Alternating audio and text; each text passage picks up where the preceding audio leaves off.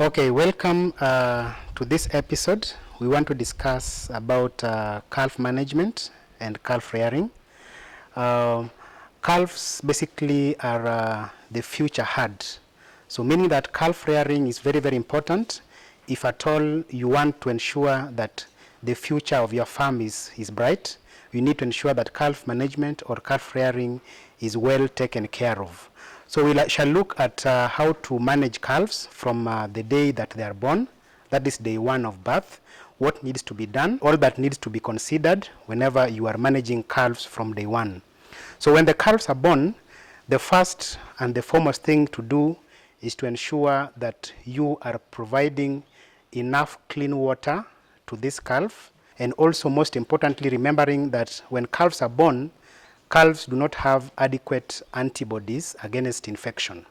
So when they're born, they're supposed to be exposed to adequate colostrum, which needs to be fed in the first 24 hours of their life. Also remember that when you don't do this, then the quality of the colostrum normally reduces by an average of 3% every 1 hour, meaning that after 24 hours, the quality of colostrum shall have reduced by 25%.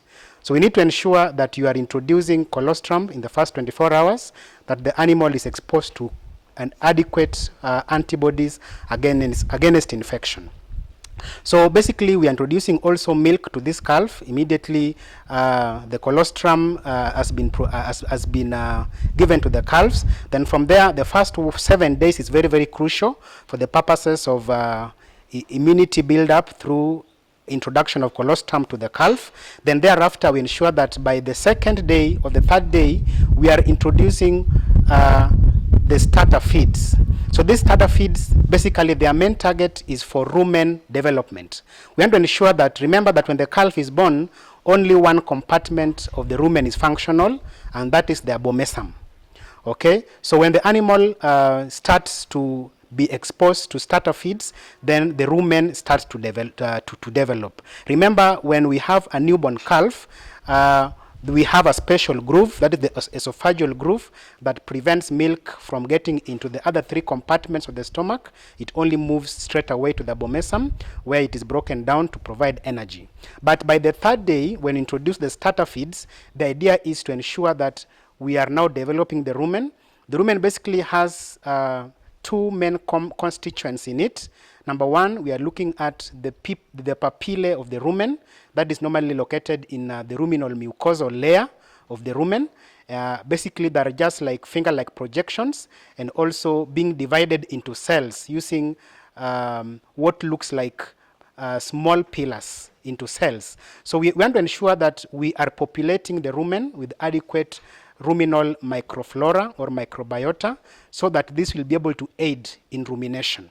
So this starts from as early as the 3rd day, the starter feeds, so that the rumen begins to develop. We are so doing by introducing the microbes into the rumen. Similarly, with the introduction of clean drinking water, then the rumen commences in terms of development. Within a very, very short time, we realize that by the end of 28 days, this calf shall have moved to the next stage of being a complete ruminant. So most calves by the end of 28 days, they're completely a full ruminant, but before then we need to ensure that the rumen is developing in stages. So we ensure that first and foremost, we ensure that we are introducing the best of the best starter feeds. The one that is most recommended is soybean starter feed, and also many at times you can also combine it together with sunflower seed cake. You can also incorporate a bit of wheat, barley, and oats. But sometimes many people often introduce corns to the calves, but sometimes there's a little bit of some caution when introducing corns because of possibility of mycotoxins in corns. So whenever you're introducing corns, you have to be very careful lest to introduce corns that have issues with mycotoxins. Now from there, we are moving to how we take care of this calf in terms of feeding. Remember that when the calf is just born, it consumes about 8 to 10% of its body weight. But in the first 1 week, that is important. In the succeeding weeks, we ensure that we introduce the feed intake, that is the milk volume that they consume, to about 15 to 20% of its body weight. So what are we looking at? We are looking at fast growth rate, because we want to ensure that at the point of peak milk intake, that is about 1.5 months, we want to ensure that this calf is growing and getting enough energy for the purposes of body maintenance and also for growth. So that is the most important thing to remember whenever we are dealing with calves. So I'll also move to the issue of most of the problems that normally we encounter when the calves are growing up. That is mostly associated with what we call the post-weaning stress and also the pre-weaning stress. Remember that the development of the calf is categorized into 4. We have the juvenile calf.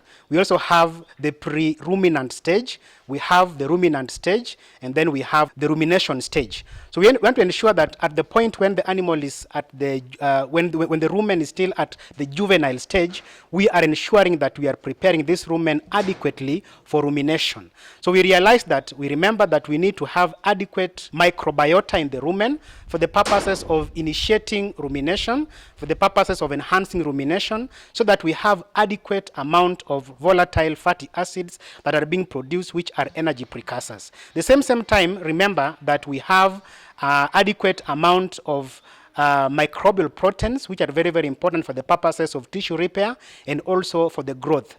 When the bacteria feeds on the energy that we get, normally they produce what we call a microbial protein, which becomes the sole source of energy that these calves need for the purposes of rumination and also body growth, and also putting up weight of the animal.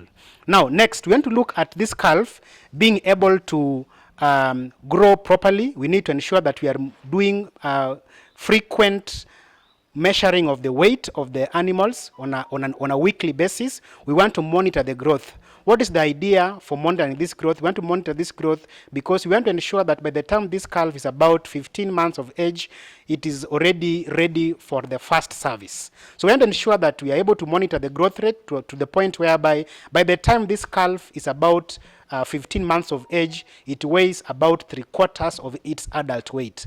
This is the correct weight at first service, so that by the time the animal is at mature weight, then it has the correct weight, and also it has adequate ruminal space for the purposes of rumination and production of sufficient amount of energy. So in this farm, you can look at these animals. You'll realize that some of them, if you look at the body condition score, if you look at their appearance, you'll realize that in one way or the other, we need to ensure that we are taking care of this calf as early as the first day of life.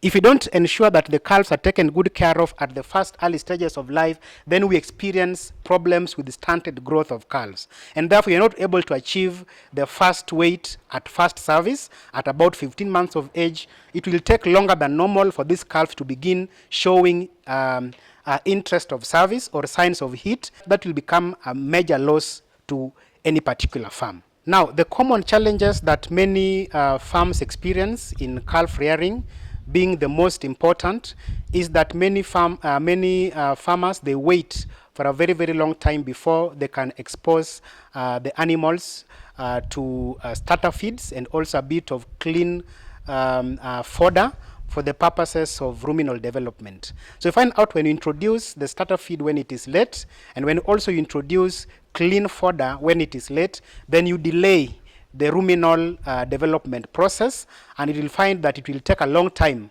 for the rumen to develop. So by the time that you are now exposing these calves to fodder, you find out that they experience more or less issues to do with post-weaning stress, and therefore this normally affects their growth rate.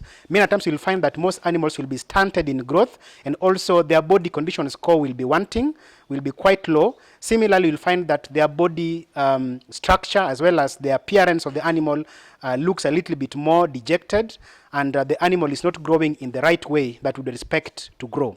Similarly, the other concern that normally comes in is with what is commonly called nutritional scores, and this nutritional scores comes about when you provide a lot of milk to the calves. Remember that we normally ensure that we are giving milk at some recommended rates probably about the first few days of life, we recommend that the milk be given at about 4 to 5 liters a day, which normally increases to about 6 to 8 liters at the first 1.5 months. Then gradually it begins to decline. But when you over provide a lot of milk, then you predispose the cows to nutritional scores, which basically the calves will present with massive diarrhea, and sometimes this normally affects them as they grow.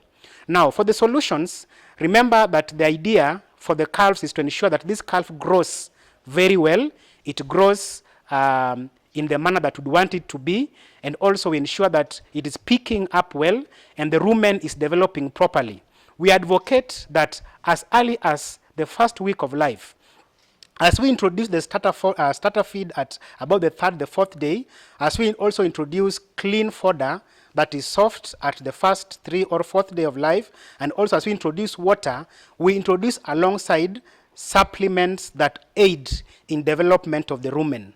We have a very important nutritional supplement in the field and in the market by the name CALVES, and CALVES basically contains prebiotics. It also contains probiotics and energy and a bit of amino acids in it, but target to ensure that we are exogenously introducing the ruminal microbiota into the rumen that is developing. The idea is that we want to overpopulate the rumen with sufficient ruminal microbes, so that now this will be able to enhance the process of development of the rumen to the point whereby by the time the animal starts to become a proper ruminant, then it has sufficient amount of ruminal microbiota that aids in the process of fermentation.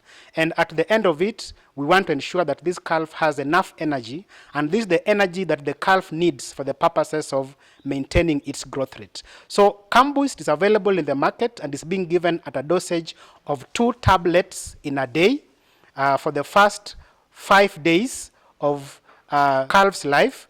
We also give CALVES immediately at the onset of weaning.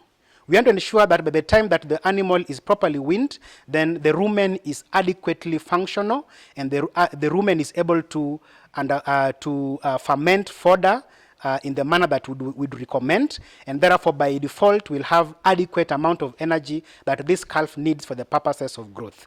So when the animal also at the post-weaning stage, we also recommend that you also give CALVES at a rate of 2 tablets in a day for the first 3 to 5 days post-weaning. That is all we had for you today. Until next time, my name is Dr. Nicky Omolo. Thank you very much for watching.